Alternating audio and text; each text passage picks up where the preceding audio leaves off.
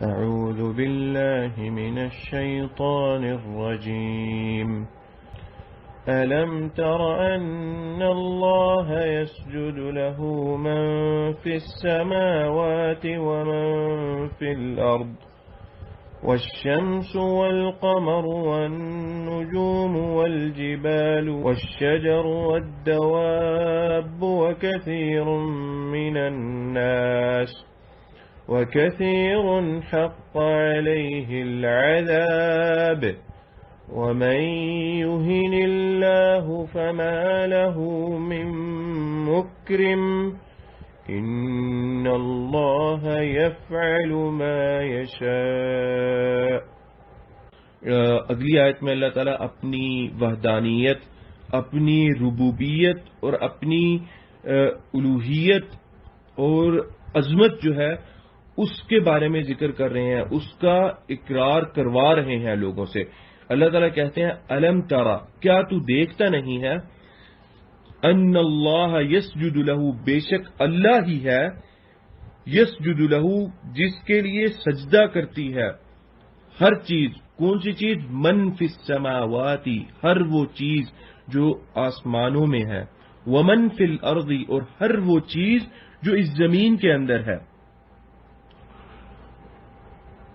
والشمس، اور سورج، والقمر، اور چاند، والنجوم، اور تارے، والجبال، اور پہاڑ، والشجر، اور درخت، والدواب، اور جانور یا چوپائے یا جو اپنے پیروں پر چلتے ہیں، وکثیر من الناس، اور بہت سارے لوگ، وکثیر حق علیہ العذاب۔ اس چیز کو اب دھیان کریں اس چیز پر۔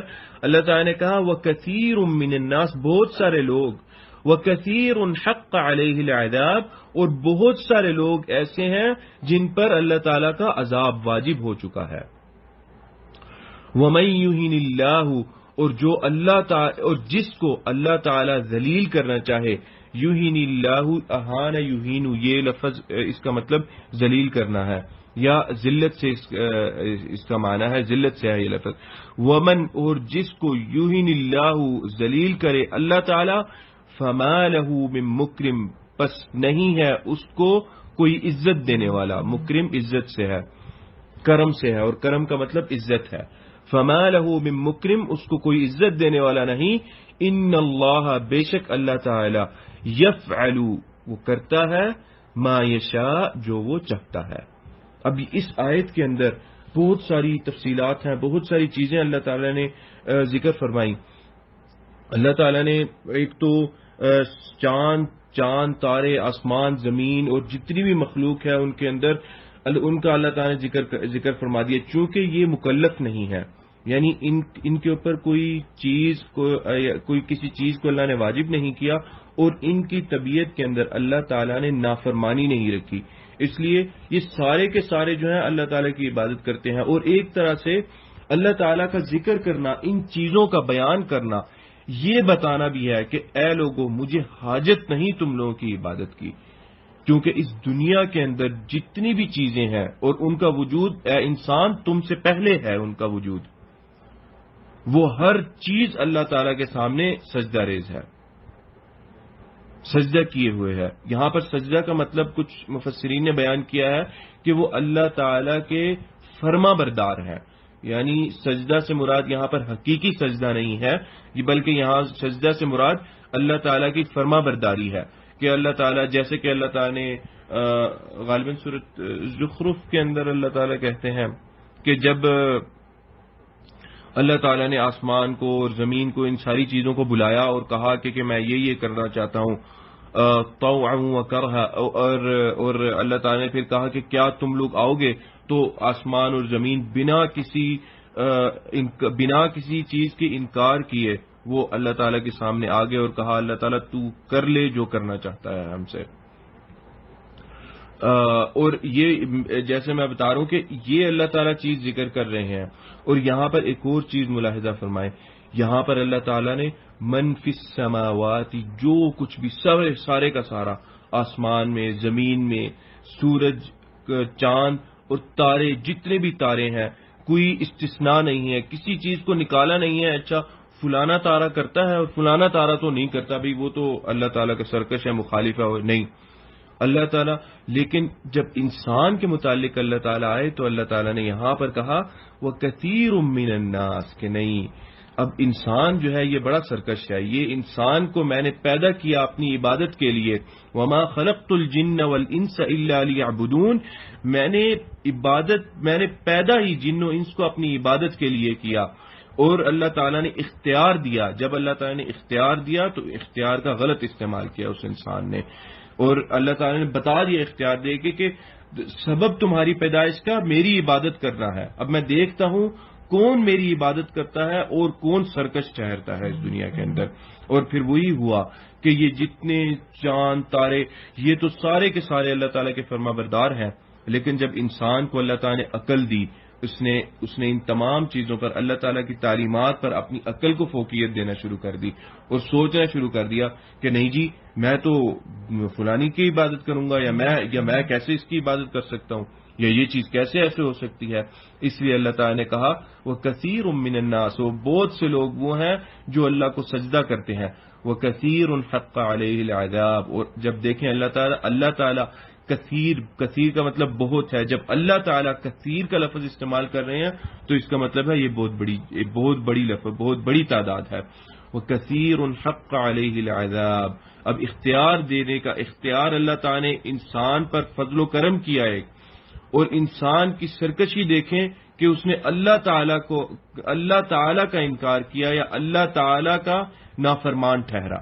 جب اللہ تعالیٰ نے اس کو اختیار دیا اور ان ساری چیزوں کو، یہ جتنی بھی چیزیں ہیں جو اللہ تعالیٰ نے جن کا ذکر کیا، جو اللہ تعالیٰ کے ہاں سجدہ ریز ہیں، جو اللہ تعالیٰ کی فرما بردار ہیں، ان کو انسان کے لیے مسخر کیا، تو انسان کا غرور اور فخر اور تکبر دیکھیں اور نافرمانی دیکھیں کہ جس حد تک جاتا ہے.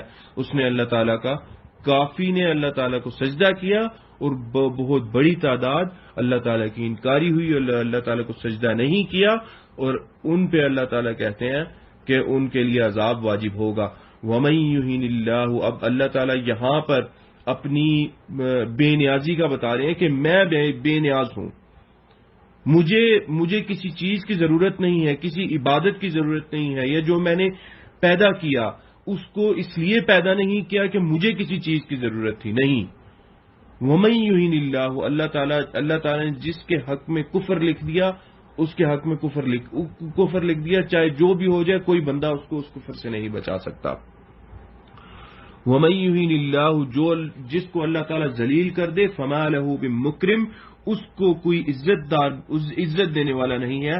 آگے اللہ تعالیٰ پھر اپنی کبریائی اور بڑائی بیان کرتے ہیں کہ ان اللہ یفعل ما یشاء اللہ تعالیٰ بہت بے نیاز ہے. اللہ تعالیٰ جو چاہتا ہے وہ اللہ تعالیٰ کرتا ہے. اور جیسا کہ قرآن کے اندر آتا ہے کہ جو چیزیں ہیں اللہ تعالیٰ اس دنیا کے اندر لا يسأل عما يفعل وهم يسألون کہ پوچھا اللہ تعالیٰ سے کبھی نہیں جائے گا. کبھی بھی اللہ تعالیٰ سے کسی چیز کوئی بندہ کوئی ہمت نہیں کر سکے گا اللہ تعالیٰ سے پوچھنے کی. لا يسأل عما يفعل وهم يسألون اور وہ پوچھے جائیں گے. دیکھیں قیامت کے دن اللہ تعالیٰ بیان کر رہے ہیں کہ کہاں قیامت کے دن ان کے درمیان فیصلہ ہو جائے گا. اور وہ لوگ یہ ہیں اور کچھ لوگوں نے سجدہ کیا، کچھ لوگوں نے اللہ تعالیٰ کی نافرمانی کی اور سجدہ نہیں کیا. وَمَن يُهِنِ اللَّهُ دیکھیں اب قیامت کے روز جو ارض محشر ہے، ارض محشر میں لوگ انتظار کریں گے، اتنا لمبا انتظار ہوگا، 50,000 سال کا اس کے بارے میں آتا ہے کہ اتنا لمبا انتظار ہوگا. اور جو کفار ہوں گے وہ محسوس کریں گے اس انتظار کو کہ جیسے فعلاً 50,000 سال ہے، اور کہیں گے کہ ہم دنیا کی زندگی تو بس پتہ نہیں تھوڑی سی گزار کے آئے ہیں، یہ تو بڑی لمبی زندگی ہے. اور جو مسلمان ہوں گے وہ محسوس نہیں کریں گے، وہ ان کو ایسا لگے گا جیسے ظہر سے عصر تک یا عصر سے مغرب تک کا وقت تھا، اور اس کے بعد اللہ تعالیٰ نے فیصلہ شروع کر دیا ہے. فیصلہ کرنا اللہ تعالیٰ آ گئے ہیں اور اللہ تعالیٰ نے فیصلہ کرنا شروع کر دیا ہے. تو اس وقت بھی اللہ تعالیٰ جہنم سامنے لائی جائے گی، اور جو لوگ ہوں گے دیکھ کے اپنے گھٹنوں پہ گر پڑیں گے. حدیث میں آتا ہے کہ نبی اکرم صلی اللہ علیہ وسلم فرماتے ہیں کہ 70,000 اس کے ساتھ رسے ہوں گے جن کو کھینچ رہے ہوں گے فرشتے، اور ہر رسوں پہ 70,000 فرشتہ ہوگا، یعنی 70,000 رسیاں، اور 70,000 رسیوں کے بعد ہر رسی پہ 70,000 فرشتہ. تو دیکھ لیں اللہ تعالیٰ بہت بے نیاز ہے. گھٹنوں پہ گر جائیں گے سارے لوگ، رونا شروع کر دیں گے، اللہ تعالیٰ سے معافی طلب کرنا شروع کر دیں گے جب جہنم کو دیکھیں گے، جب جہنم لائی جائے گی. اور یہی ہے وَمَن يُهِنِ اللَّهُ فَمَا لَهُ مِن مُكْرِمٍ، جس کو اللہ تعالیٰ ذلیل کر دے اس کو کوئی عزت نہیں دینے والا.